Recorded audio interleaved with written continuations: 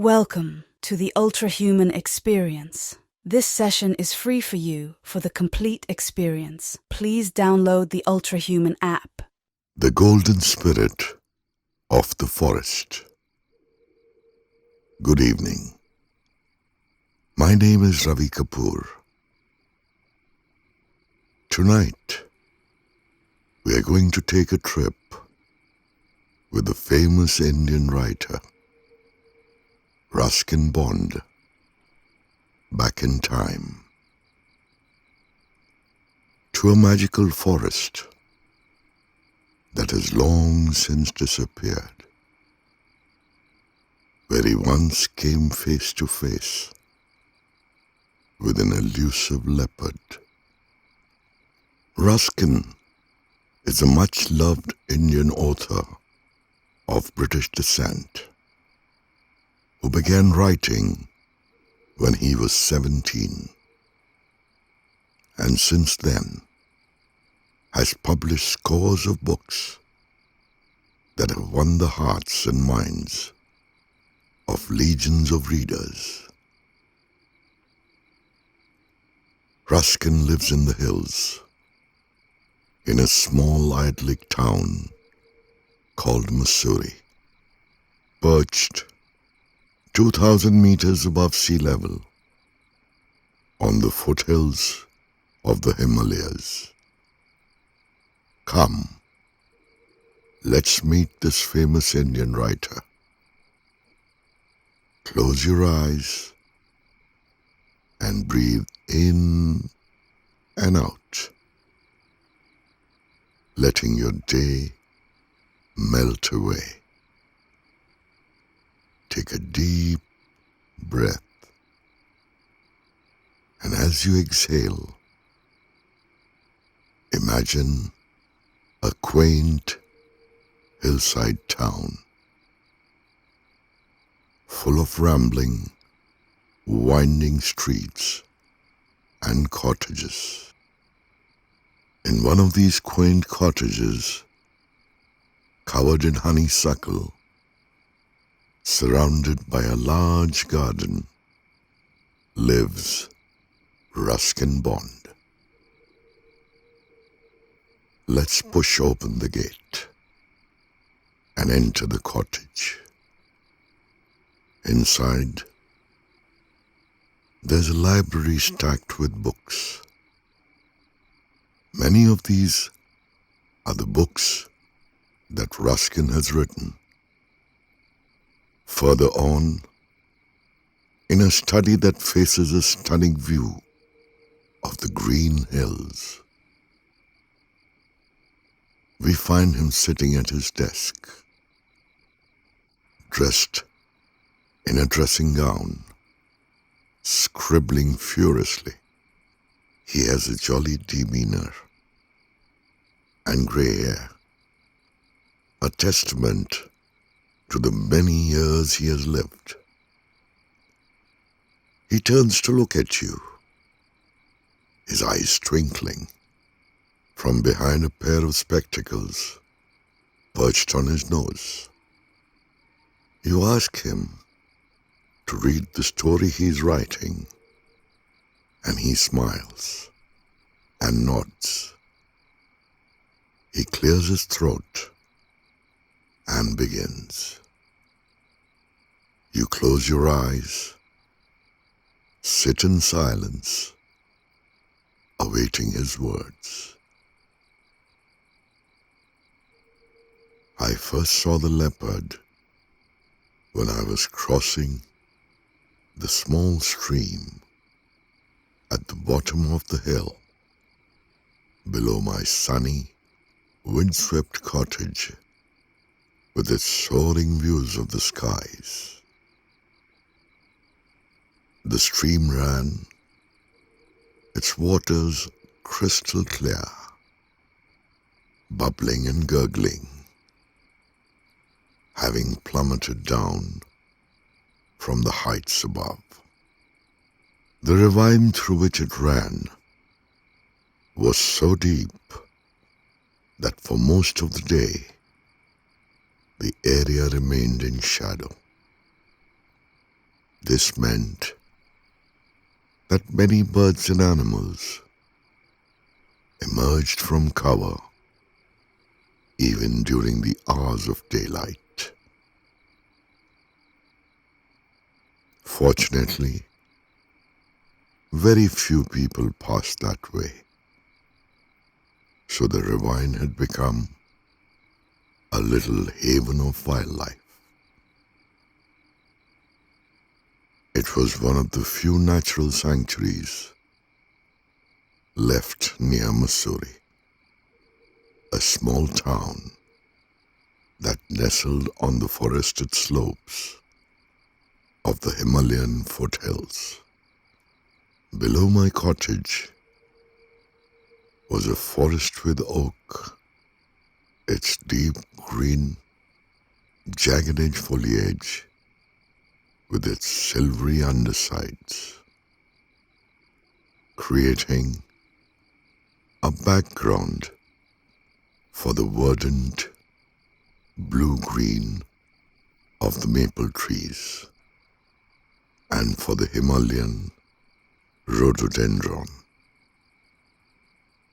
a riot of color when it was in bloom. A narrow path twisted its way down through the trees, over an open ridge where red sorrel grew wild, and then down steeply through a tangle of wild raspberries, creeping vines, and the slender ringle bamboo. The air was clear and cool and moist and filled with the tangy aromas of the flora around. At the bottom of the hill, the path led on to a grassy verge, surrounded by wild dog roses. The stream ran close by the verge, tumbling over smooth pebbles, over rocks worn yellow with age, a crystal-clear mountain stream on its way to the plains and to the Little Song River, and finally to the sacred Ganga.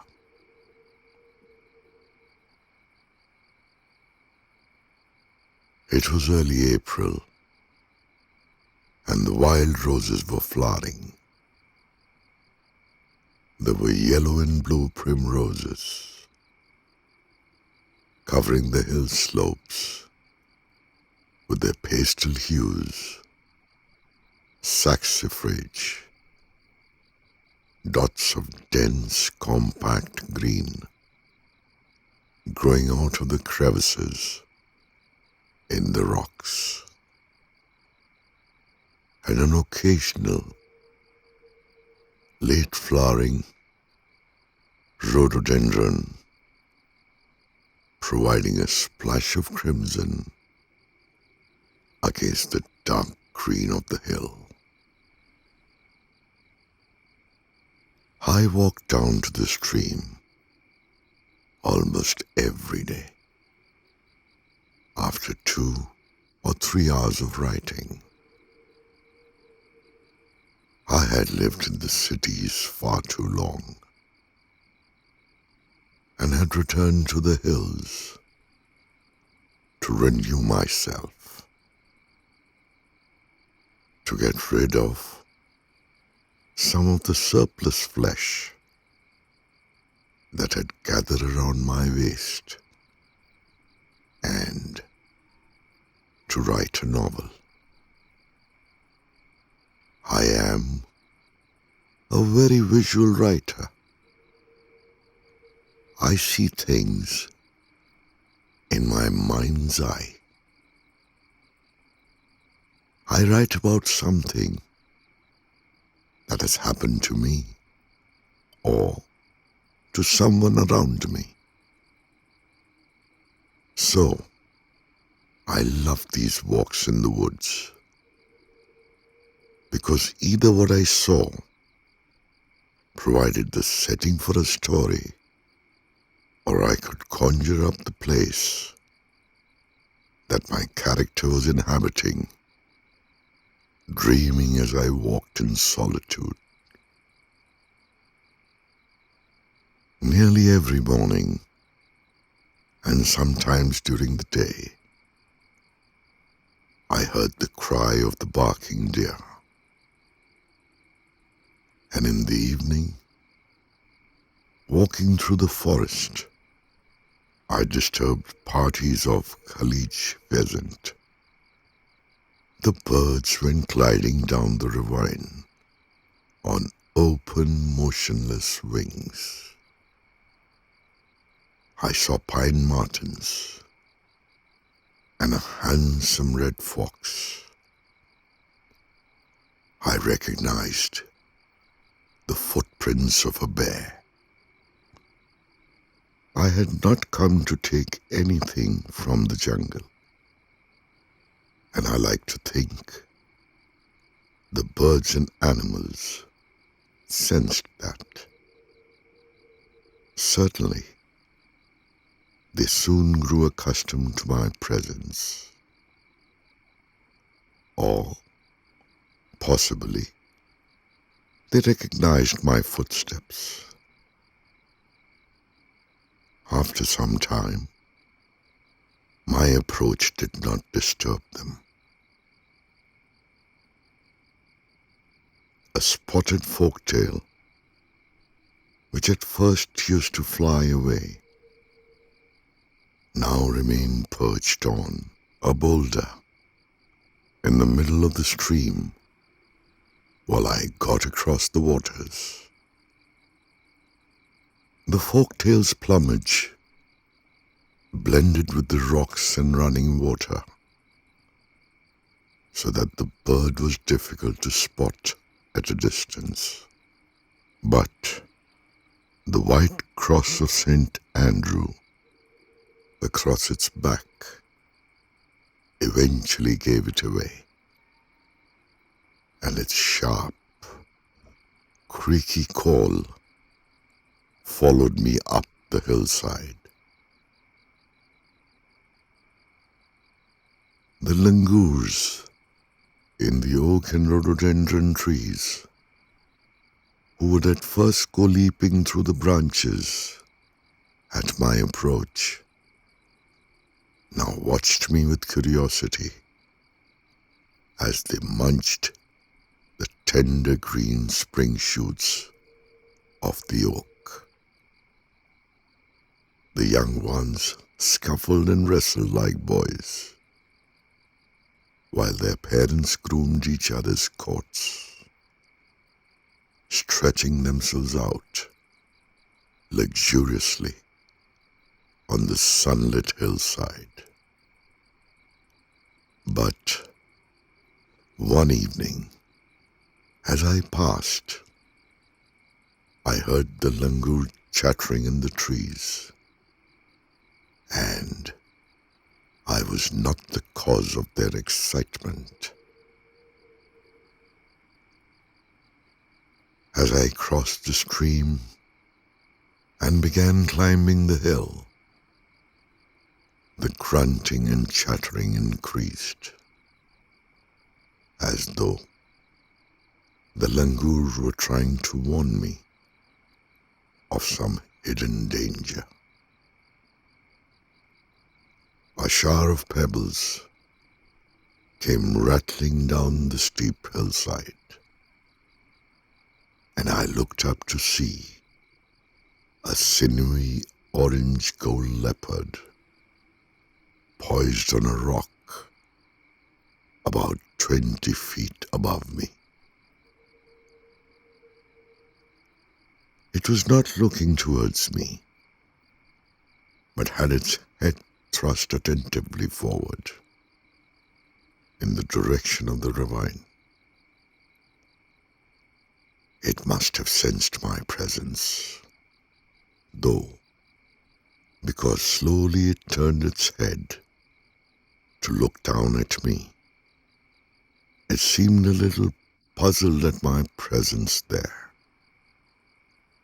I clapped my hands sharply to give myself courage, and the leopard sprang away into the thickets, making no sound as it melted into the shadows.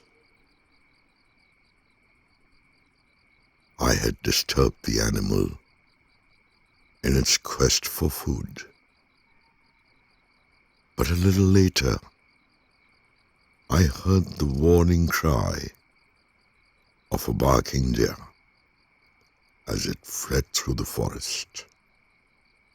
The hunt was still on. It was some weeks before I saw the leopard again, although I was often made aware of its presence. A dry, rasping cough sometimes gave it away. At times, I felt almost certain I was being followed. Then, I decided against this possibility. Only man-eaters follow humans, and, so far as I knew,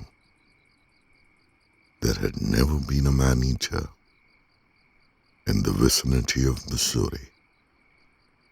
I grew used to its presence as I walked in the forest.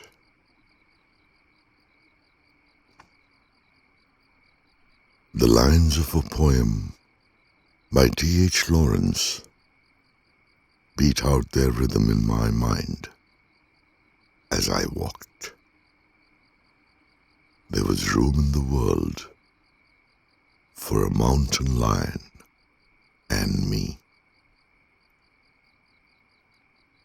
I did not seek physical contact or even another glimpse of that beautiful sinewy body springing from rock to rock.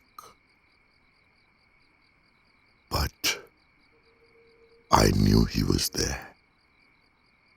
After some time, it was his trust I wanted, and I think he gave it to me.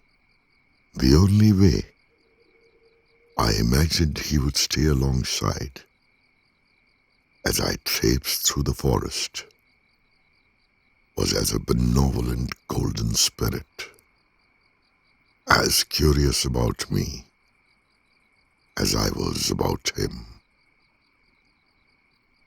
In May and June, when the hills were brown and dry, it was always cool and green near the stream. The hill station's summer visitors had not discovered this haven. I was beginning to feel that the place belonged to me. That dominion was mine. The stream had at least one other regular visitor, the spotted forktail that I had observed earlier. And though it did not fly away at my approach, it became restless if I stayed watching it for too long. Then it would move from boulder to boulder, uttering a long, complaining cry. One afternoon, I spent my time trying to discover the bird's nest. which I was certain contained her young, because I had seen the parent bird carrying grubs in her bill. The problem was, when the bird flew upstream, I had difficulty in following her rapidly enough, as the rocks were sharp and slippery. Slowly, making my way upstream along banks that were decorated in bracken fronds, I hid myself in the hollow stump of a tree at a spot where the folktail often disappeared. I had no wish to rob the bird of its young. I was simply curious to see her home. By crouching down, I was able to command a view of a small stretch of the stream and the sides of the ravine. But I had done little to deceive the folktail, who continued to object strongly to my presence so near her home. I summoned up my reserves of patience and sat perfectly still for about 10 minutes, when the folktail finally quietened down. Out of sight, out of mind. But where had she gone? Probably into the walls of the ravine, where I felt sure she was guarding her nest. My curiosity was unabated, so I decided on trying to take her by surprise, and jumped up like a jack-in-the-box in time to see not the folktail on her doorstep, but the leopard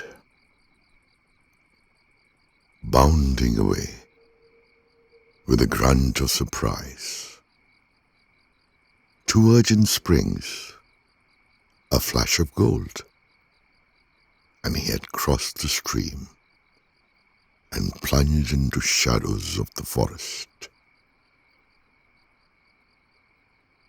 Needless to say, I was as astonished as the leopard, and forgot all about the folktail and her nest. Had the leopard been following me as always? The benevolent golden spirit of the forest. During the monsoon, the stream became a rushing torrent, and the friendly murmur of the water became a threatening boom. I did not visit too often, but it still was always worthwhile tramping through the forest to feast my eyes on the foliage that sprang up in profusion. One day, I found the remains of a barking deer, which had been partially eaten. I wondered why the leopard had not hidden the remains of his meal, and decided he must have been disturbed while eating. Then, when climbing the hill, I met a party of professional hunters, greedy and eager. They were after something, wanting something from the forest. They were not content to leave the balance of nature alone. They asked me if I had seen a leopard. I said I had not. They said they knew there was a leopard in the forest. I thanked them for their information and walked on. There's a leopard about, they told me, insistent. You should carry a gun. I don't have one, I said, and continued. Men had been in the forest, and the birds and animals dispersed. There were fewer birds to be seen, and even the langurs had moved on. The red fox did not show itself.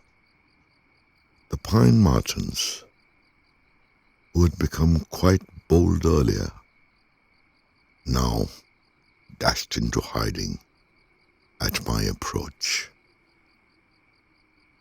The smell of one human is like the smell of any other.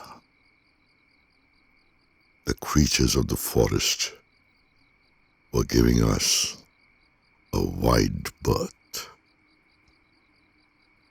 And then the rains were over, and it was October, and I could lie in the sun on sweet-smelling grass and gaze up through a pattern of oak leaves into a blinding blue heaven. I thought no more of the men.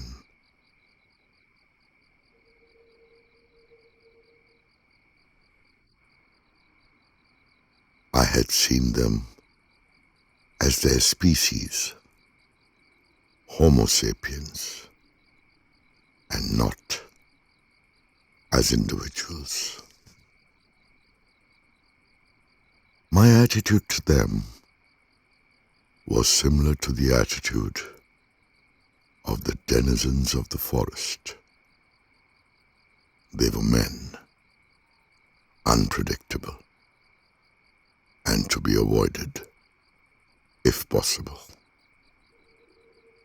The stories I wrote when I was young were about men and women, not dissimilar to the hunters. They wanted something. They yearned for something. They reached for something. They were eager for more. They got into adventures. The stories I wrote then were often about love and lust and romance.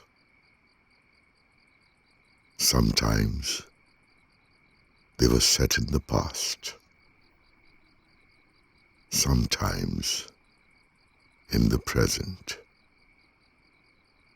Sometimes they were about Rusty, my storybook self, whom I created when I was a young man living far away from a place I loved.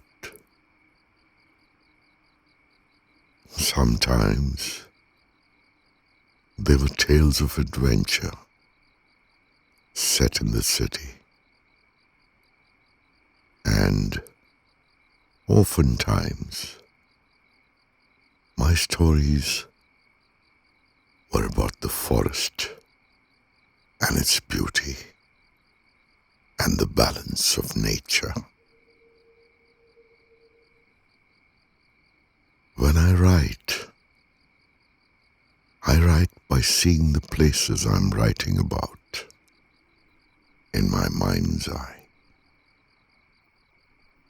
So, I love to walk in the forest because either what I see provides the setting for a story, or I can conjure up a faraway place that my character is in, dreaming as I walk in solitude.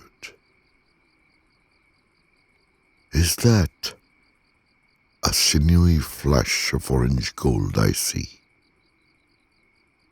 alongside in the shadows, walking just beyond my line of sight? The men had left the forest. The birds and animals were returning. The hues of the forest had shifted with the season. As I walked out of my cottage, I walked down steep stone-hewn steps, slanting deodar pines and cypress trees on the hillside above. I entered the forest. The evergreen trees lifted their lush canopies above me, and the rhododendrons that were starting to burst into bloom now created a canvas of brilliant color that drew the eye. The sounds and smells of the forest were around me as I reclaimed my little haven of wildlife in the ravine. Striding through the moist, damp freshness, I breathed deep and calm, deep and calm, taking in the smells, filling my lungs with clean air, looking up at the dappled, gentle green light filtering through the trees. Is that a sinewy flash of orange gold I see? In the shadows, striding alongside, just beyond my line of sight, the benevolent golden spirit of the forest, walking with me, step after step after golden step. The benevolent golden spirit of the forest led the way now, along paths I had not walked on before. We were rising gently, higher and higher. I felt safe in his presence, guided by his strong, elegant light, as if my hand was held by him. My body was steadied by him. My spirit was cushioned by him. Even as I closed my eyes, I could see farther and farther, the forest and the skies stretching forever, bathed in a soft orange gold glow that faded gently into the horizon. Movement was effortless as I glided in the warm light that softened gently into a warm darkness, cushioning me. I breathed warm, soft breaths, gentle and mellow. My eyes stayed closed. The warm darkness received me, safe, cushioned, warm. I breathed, I breathed, I breathed. Good night and sweet dreams.